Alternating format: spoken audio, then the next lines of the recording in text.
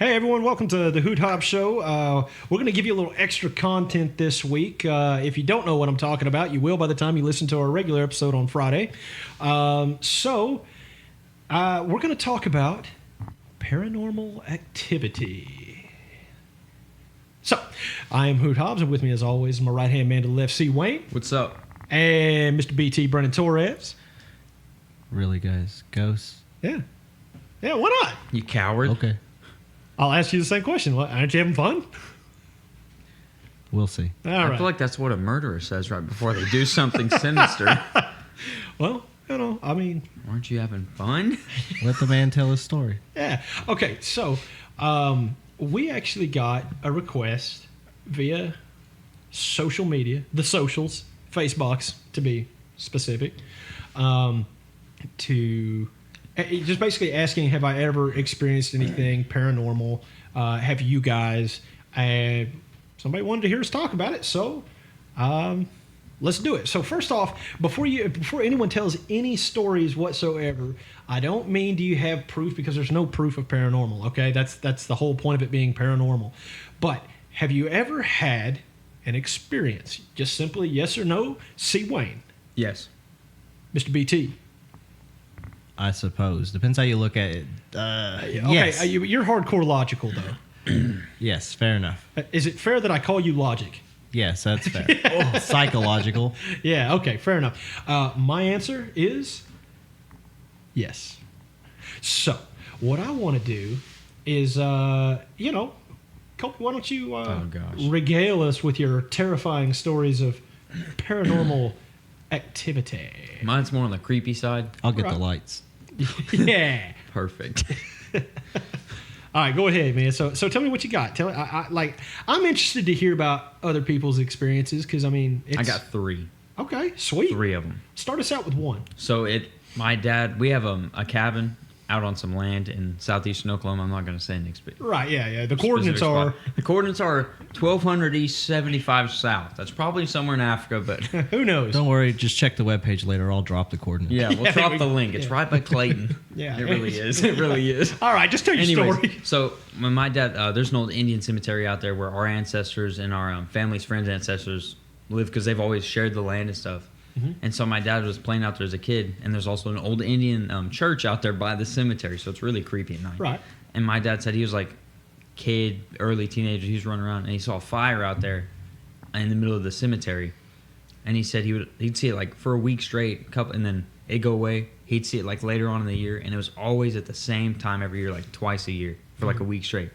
And he said he'd go out there the next morning, and there'd be no ashes, no wood, nothing from fire, no like smell or anything. But he said like him and his dad and them like looked through something. I don't know, like if they had binoculars or like what they had, because that was a couple Right. It was 30 years ago. Yeah. Like he said, you could see the flames going up and you could see shadows dancing around it. Like you could hear like a quiet yell almost, to like where they didn't want you to hear it, but they a little bit. Yeah, so kind of like A chant. Yeah, like a war dance or rain dance or something like that, huh? Like And just some kind of they see like, the shadows going around it in circles. Wow. Getting crazy. That's I didn't believe could it. hear it, you could see the light, and you could see the silhouettes. But whenever told you me. would come and investigate it the next day, there was no Yeah, he evidence. said there's that nothing. There was anything No at ashes, all. no wood. Because if there's a fire, there's going to be ashes. yeah, on the right. ground. Yeah, There'll absolutely. You can't fake and, that, yeah. And if there's a bunch of people dancing around a fire, you're going to see disturbed ground and all that kind of stuff as well. He says the so. cemetery was the Just same as it's always looked. And so then I'm about 16 or 17, and I'm out there with my cousin staying the night. And from the back of the cabin, we cleared a lot of trees to make hunting trails and walking trails. Right. And you can see the cemetery.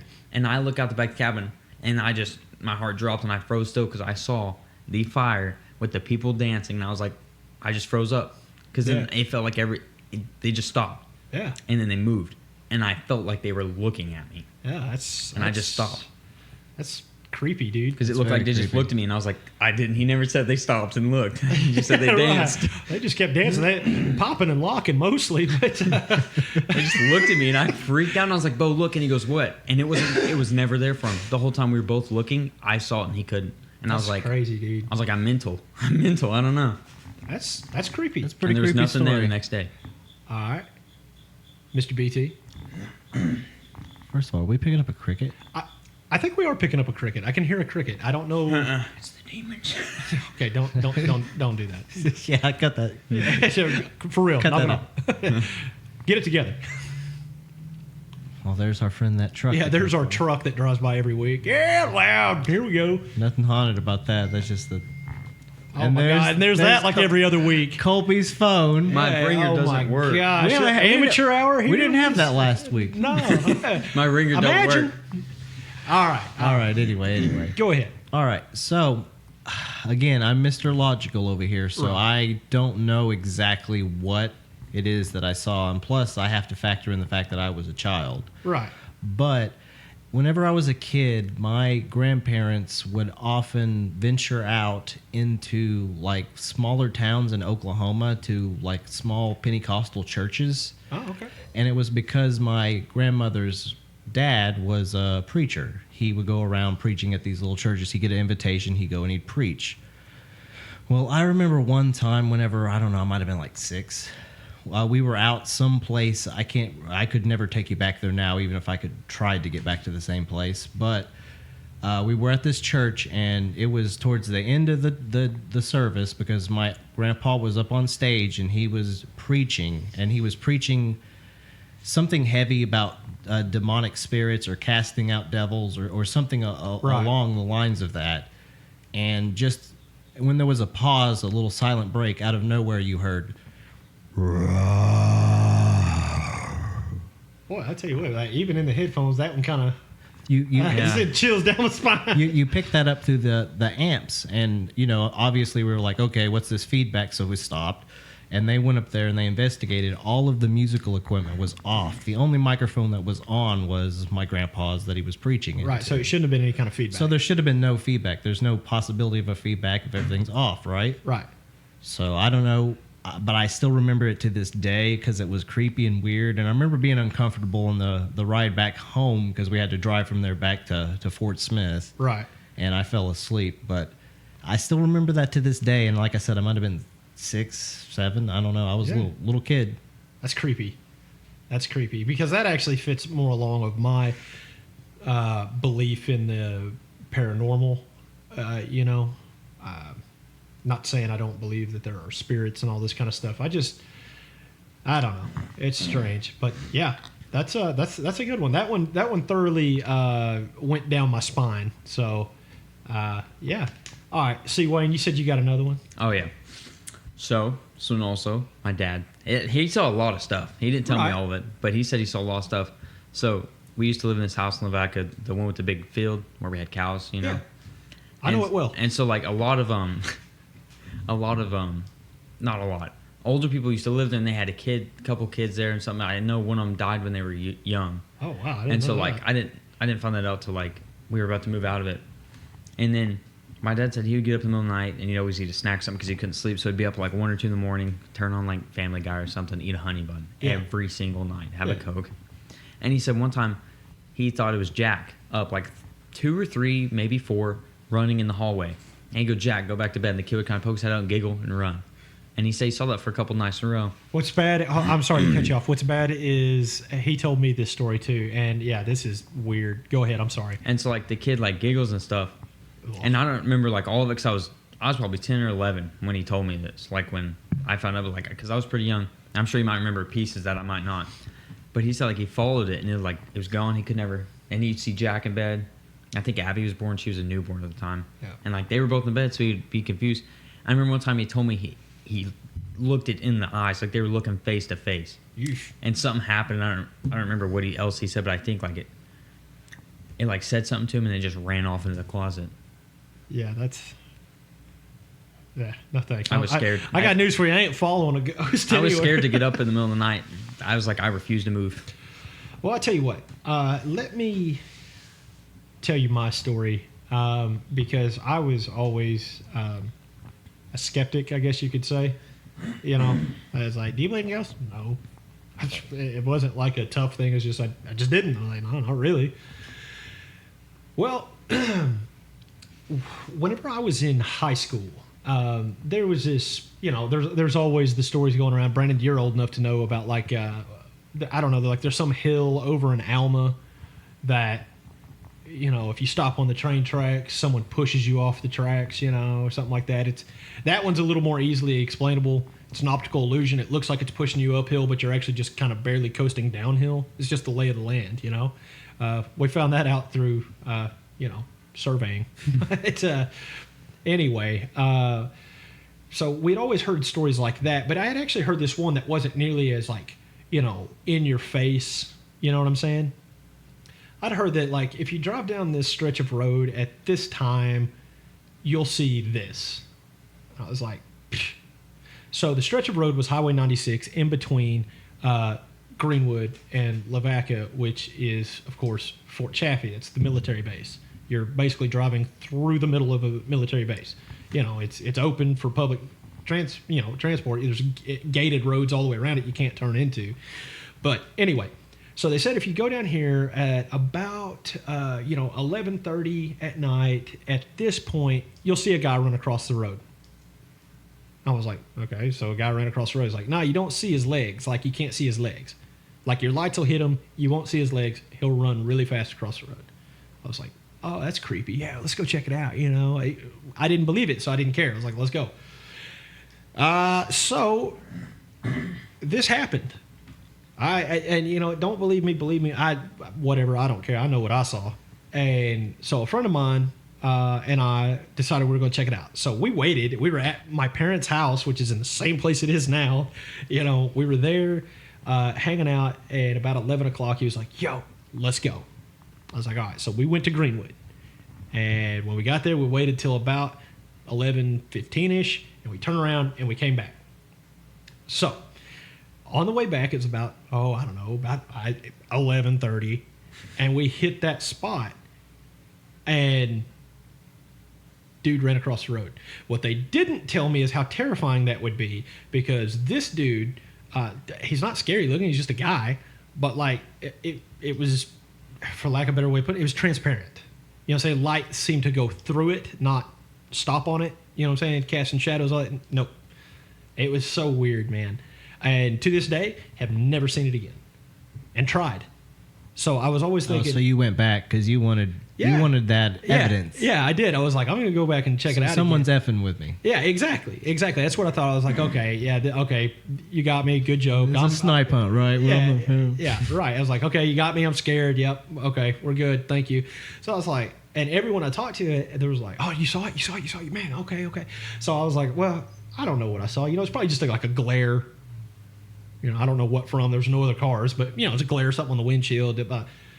And I never did see it again. And so to this day, maybe it was a glare on the windshield, but I'm telling you, it wasn't. There was somebody that ran across the road, and like we slammed the brakes, had flashlights. We were going on a ghost hunt, man.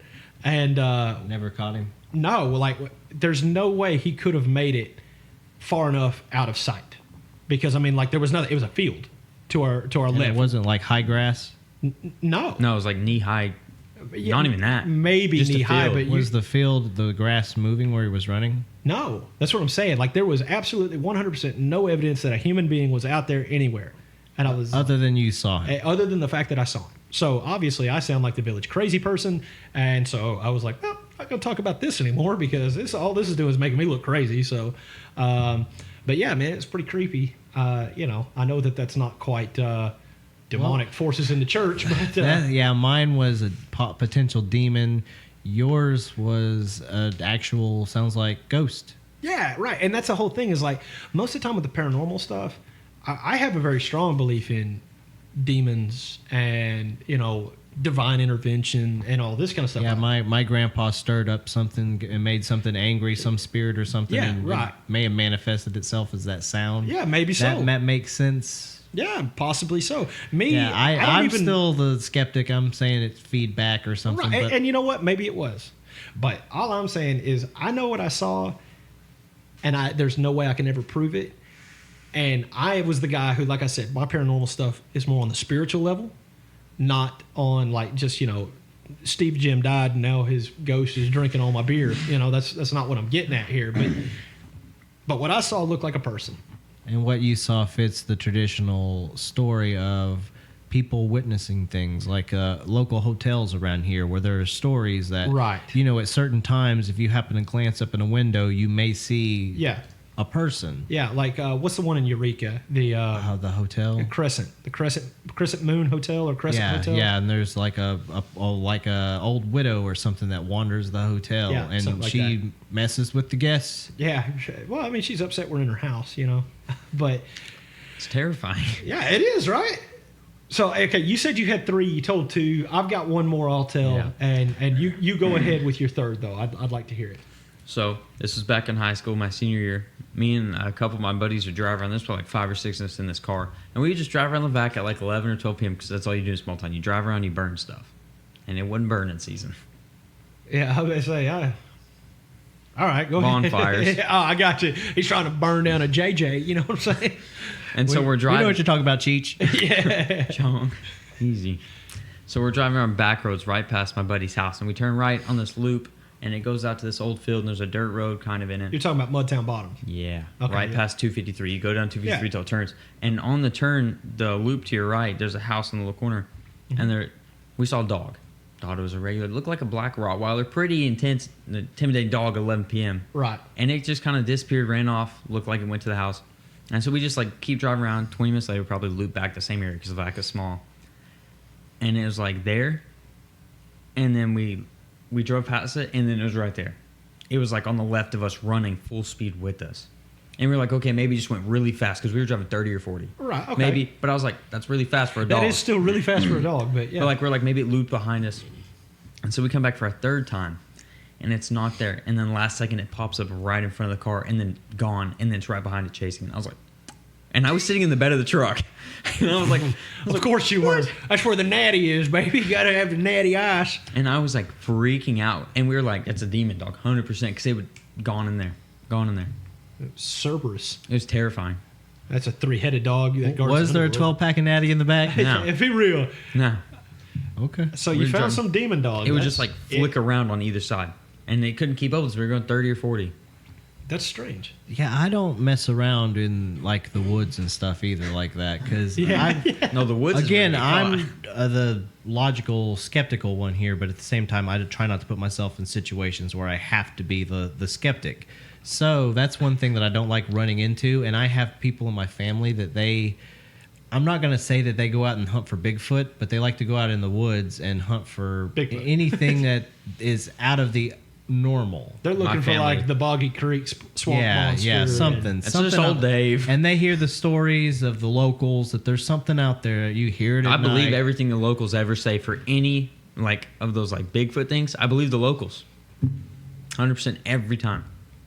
My family. I have snarky things to say, but I'm not. So gonna. what I was going to get at, Hoot, is you've lived out in Lavaca, but not only have you lived out in Lavaca, you lived out in the middle of Yeah. Lavaca before. Yeah. Lavaca. So Yeah, like the original. have you ever had any odd occurrences out in the middle of nowhere that you can't really explain? It don't necessarily have to be a ghost or a Bigfoot, but just something like, there's been- what the hell was that? And Yeah, there's been some things, because I lived, I live out north of Lavaca by quite a ways. We live out in farm country and the sticks, and especially around my house is Yeah, 'cause heavily it's wooded. wooded. Yeah, and there's been some strange sounds and stuff, but nothing that's just like not explainable.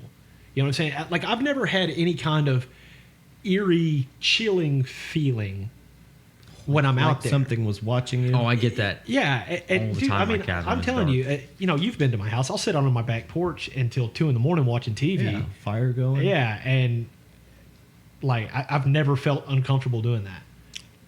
I could never do that. I don't I know. Man. always I think guess it's about a it. sense of peace though, because like where my house is built now, that's where I grew up. That was my grandma's house. Like, I mean, not the same house, obviously, because I built a new one, but that's where her house, my grandparents' house, used to sit. So I grew up there. I grew up in those woods. You know what I'm saying? So I guess that's why there's a sense of comfort there for me. I'm not worried about that. But, however, I had another experience, and this is probably 10, 11, 12, 13, probably 14 years after the story I just told you, right? So I was a technically I was a Security 3 officer, in quotations, at Fort Chaffee Regional Training Site. Okay, so I was employed by the state and the Department of Defense as basically a glorified gate guard.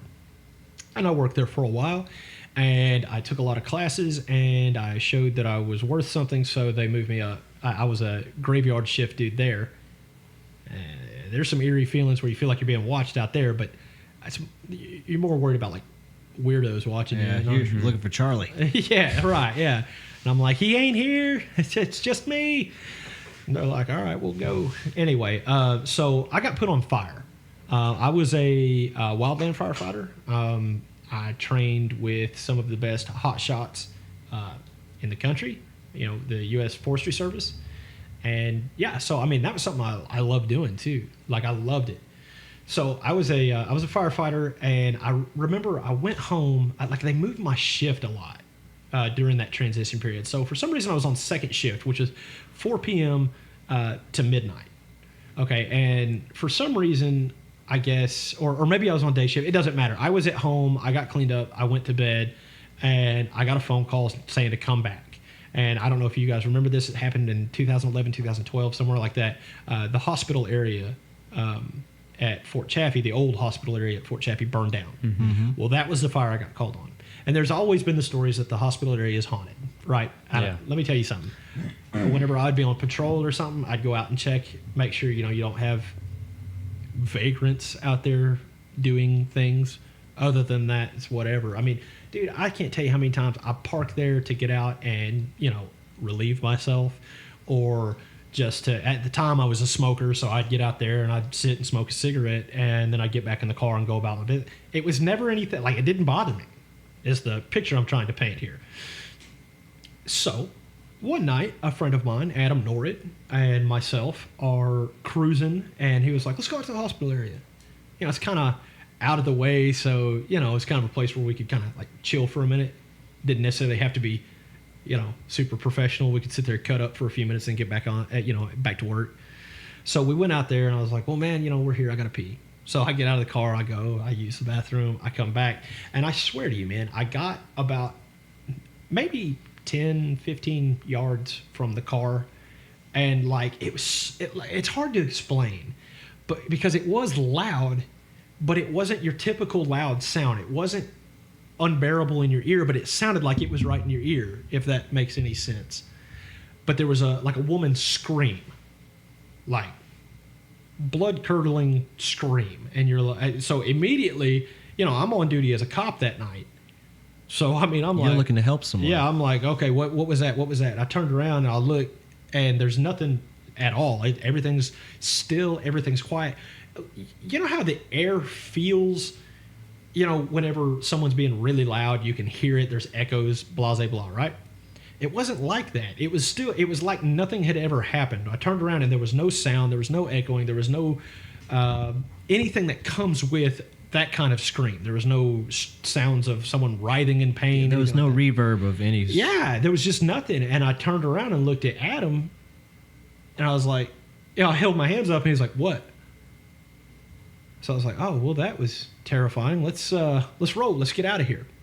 So now we'll go back to where I was starting. I got the phone call for the fire, and it was the hospital area burning down. So I got out there probably midnight, and maybe a little later. But anyway, I get out there. We fight the fire all night long. And we were all upset because we're like, these are scheduled for demolition anyway. Let's just light them up and let them go. And, You're welcome. Yeah, exactly, right? Well, our fire chief at the time, or our chief at the time, he didn't live up to the title.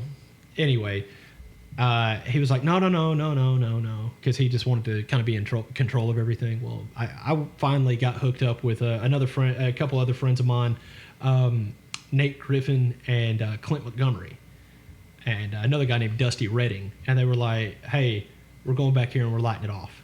I was like, count me in. Let's go. I don't care. What are they going to do? Fire me? Let's do it. So we went to the backside, and right before we lit off, we actually got the go-ahead. The chief was like, hey, go ahead and light it off. Let's just be done with this. We're like, sweet. So without thinking, I grabbed my drip torch, light it, And here I go, just being a good soldier, walking along, and you have to walk through these long corridor buildings, and I'm dragging fire behind me. So I'm lighting the building on fire as I'm walking through. Well, then I got to the very end. I was probably, I don't know, maybe 10, 15 yards from the door. There's the scream. Once again, my first instinct is, oh my God, there's someone in here. So me being, I would say probably not my smartest decision, but maybe a heroic one. I turn around, the building's on fire, so I toss the drip torch out the window onto the gravel, and I start running through the building looking for whoever it is. And this time I can hear it. Like I can hear someone crying. And I was like, I have to find him. If I don't, then I'm the one who did this. You know, I know that even sounds selfish, but seriously, I was like, I got to find him. And I'm telling you, man, this building is starting to, really starting to catch fire. And I was like, okay, I've gone through every room. There's no one here. I went out. I start heading towards the door again. I get maybe a step further. Scream right in my ear. And at that point, I was like, nope. I am not coming back in here. That's something luring me in to burn up. I'm done. I am out. And I left. And like I just cut bait and got out of there. But I was really concerned, so I stuck around, obviously, and there wasn't anybody in any building. Anybody else to corroborate the sounds? Nope. That's the part that sucks. Everything that I've said is like I'm the only one who experienced it. You know what I'm saying? The other guys didn't believe you or anything. Yeah, but I've always been of the mindset. A lot of these people that you see on these television shows, it's like, okay, they wanted to be on TV to tell a story.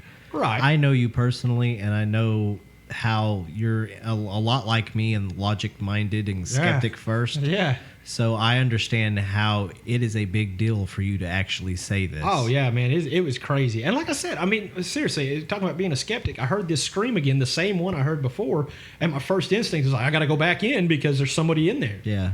And like I said, though, the fact that I could continuously hear crying and stuff like that, it was very unsettling. But like I said, at that point, adrenaline's pumping. I'm like, I have to find whoever this is, and I have to get them out. And there was no one there. And that was really creepy. And I'm telling you this, and I'm telling you, no one else heard it. But as that building went up, I could hear the screams. Same building as Same before. building, yeah. We had stepped back. We'd gotten far enough away to let it burn. We had it contained, and that's how we were controlling the fire. We're going to light off the backside, let the fire converge on itself, and burn out. Did anybody else have any similar stories in their buildings that they were? No, but I have looked it up, and the screaming is not uncommon to be heard out there. So I am not the only one who has heard this. I'm just the only one. Each time that I heard it, I was the only one who heard it. Like I said, but I went to looking it up because you can find anything on Facebook, you know what I mean? So you go into like haunted, you could look up like haunted Fort Chaffee, and you'll probably find a Facebook group of people talking about it. But I mean, it was just like I said, once the building actually went up, fully involved, and like the roof started to drop in, not like a big dramatic thing, but chunks of it started to drop in. I could just hear it, and I was like, okay, I gotta, I don't know, go to church or something. This is crazy, man. Like it was terrifying, and I didn't tell a lot of people that story. I did ask. As I was standing back and I heard the screams as the building was going up, I did kind of like, hey man, you hear that? He's like, what? I said, nothing. I thought I heard something. Oh man, it was right in my ear. I could hear it the whole time. I was sitting there saying, but as soon as he was, you're playing it off like, no, I guess I didn't hear anything because he didn't react. But in your mind, you're like, no, I know what I heard. Yeah, exactly. I mean, I know what I heard, and that was the closest I've ever been to being paralyzed with fear. And luckily I wasn't, because that could have been the end of me. I could have been a hoot kebab, but ghost. Yeah, zoinks. But you run in place, your feet spinning. But luckily it wasn't Old Man Jenkins, But yeah, man. At the same time, if it was, that might have helped. With an God, yeah. Well, that would have helped me sleep for the next year. Old Man Jenkins making weird noises might have kind of helped you a little peace of mind. But I will say this: that was, like I said, I think that was 2011, and I have no experiences since, and I like it that way. I'd like to keep it that way, But so here's my thing: do I believe in ghosts and like people who have died, who have what is the Casper explanation? People with unfinished business. I don't know. I don't know that I believe that because of my faith. You know what I mean? I believe that when we die, we're done. It's over with. That's a fair point because, Christianity doesn't really lend to the belief of ghosts wandering around. Right. We have final judgment where we go to heaven or hell. I mean, that's what we believe, So that's why I'm like, do I believe in spiritual and supernatural forces that work around us? Yeah. Yeah, I definitely believe that. Like, that's why movies like The Exorcist are so unnerving to me. Even I know that movie is kind of like old and tame by modern convention. Yeah, exactly. But at the time, that was the most terrifying movie that had ever come out, and it just by that same, you can look at documented evidence of people that have been locked away in asylums. That have been under similar circumstances where they thought they needed an exorcism to cast out some form of a demon, and the weird body contortions, the head spinning, the eyes, all of those things. There's documentation that people do act this odd way. Actually, a cool thing that you can watch on Netflix. Conjuring? No, not The Conjuring. This one's actually a documentary. And it's made by, I can't remember his name. Look up for me. Who was the director of The Exorcist? A lot of those people they said had schizophrenia. William Friedkin.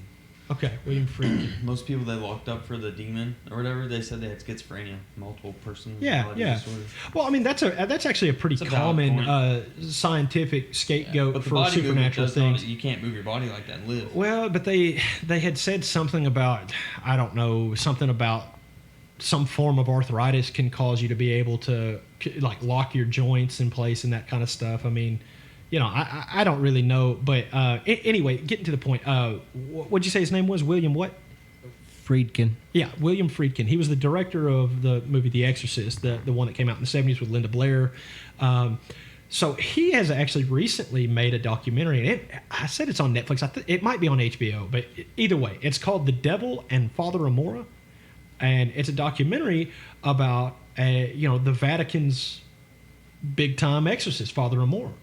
And yeah, I mean, it was very. It wasn't meant to be scary. It's meant to be like, this dude pretty much said, he's like, hey, I didn't believe in any of this until I made that movie. He goes, and ever since then, I believe in this, and I'm gonna, he's trying to expose the fact that it actually is real.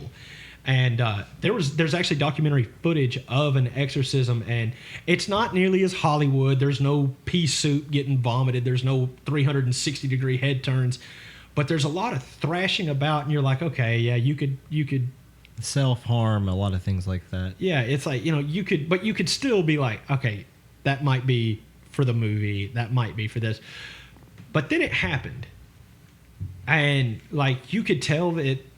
And like I said, I know that they can do anything with the movies, but like the atmosphere, everything felt so real. But this woman started speaking not only multiple languages, but in multiple voices all at the same time. And which is impossible. Right. And that was very unsettling. And of course, Father Amore has passed on. And it's, that's kind of how everything ends in the documentary. But it's on Netflix. It's kind of. It's either on Netflix or it's on HBO Max. I'm not sure. I was going to say it's kind of weird bringing this back full circle that my grandfather, the one I was talking about, the reason that he was asked to go around and minister around all of those local churches is because what his, I guess, church profession, what he would do is he would be brought in and people would repent and they would, come to Jesus and they would cast away all of their sins and iniquities and find faith. But he would also rebuke demons. Right. And he did exorcisms. So that kind of adds to the weirdness that was my grandfather. Yeah, because man. he had this calm and this peace about him. I've never seen the man agitated. Yeah. It was just mellow. It's like the Big Lebowski, the dude abides. Yeah, just the dude everything's abides. cool. Yeah. But I don't know. It's part of the little extra creep factor. Yeah. Yeah. I mean, there's definitely things that we can't explain. There's definitely experiences that we've all had that even if you don't necessarily believe it's a ghost or a demon or a spirit of any kind, you still are like, well, that's weird. Yeah. And that makes me really uncomfortable. Well, here's food for thought. If you encounter something that is weird and makes you feel really uncomfortable, not like in a I'm upset, I'm mad, I'm uncomfortable, but in like a something's wrong Yeah. feeling, hey, maybe it could be something else. Maybe it could be, in fact, something supernatural happening around you. So here's the thing. If you guys hear this and maybe you have some experiences you'd like to share, reach out to us on social media. Send us a message. Man, I'd like to hear your story. We'd love to share the story on air. Oh, yeah, yeah. Hey, if it's good enough, I'll have you come on and share it on air. I mean, that'd be awesome. And you get to be on this worldwide broadcasting podcast. Just keep growing. I mean, come on.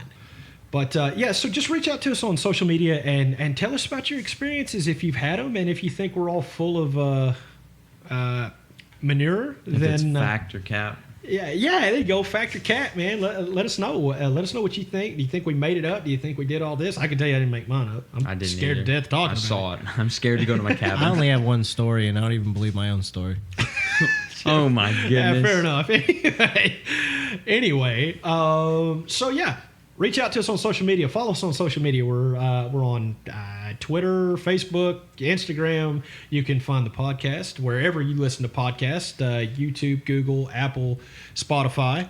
And be on the lookout. We'll be dropping a link soon. Our recording nights, we're going to be live streaming on Twitch. And we'll get you guys set up with that as soon as we're set up with it, I guess.